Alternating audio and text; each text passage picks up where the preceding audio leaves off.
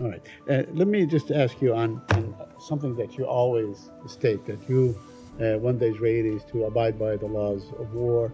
You want to minimize civilian casualties among Palestinians and so on. Yesterday or the day before was, Children's World Day, or whatever. 5,500 Palestinian children have died thus far. Do you think the Israelis are abiding by the laws of war? So I will say that it is a tragedy how many people have died in Gaza. It's a tragedy how many children have died, especially. As the Secretary has said, it is our belief that far too many Palestinian civilians have been killed as a result of this conflict.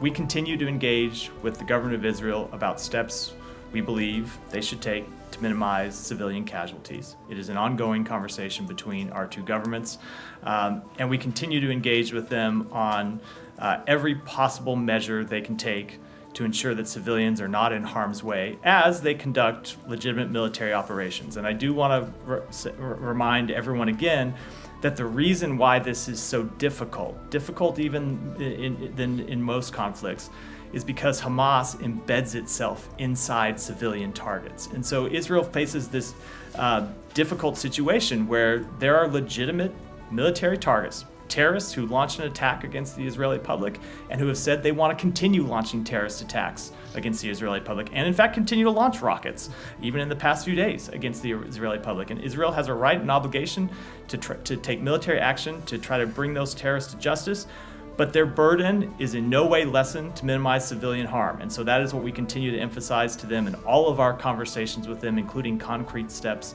about how they can do that. And on that very point, now the Israelis seem to be obsessed with the Palestinian hospitals. I wonder if you've seen the interview done on CNN with the former Israeli Prime Minister Ehud Barak, who acknowledged that it was actually Israel that built these, basements or tunnels and so on. Have you seen that? I saw a report of the interview. I haven't seen the full interview, and I don't have any independent assessment about that. Right. I would say, regardless of what particular tunnel he might be speaking to, or if there are Hamas, the issue of Hamas embedding itself under a hospital would be a different matter. Right. Obviously, they really showed no proof, but what he was suggesting that these, whatever, caverns or whatever you want to call them underneath the hospital, they actually were there for utilitarian purposes. So what I will say about that is, number one, we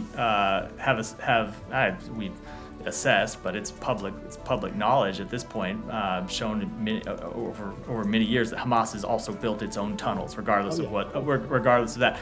Number two, whatever infrastructure exists at a hospital, under a hospital, no matter who put it there, terrorists should not be using that infrastructure to embed themselves underneath a civilian target, underneath a civilian hospital, underneath a hospital that is supposed to exist for the care of civilians, and making that, using that facility as a human shield. So it is, I think, a separate issue than who might have built whatever room it is the former prime minister was referring to.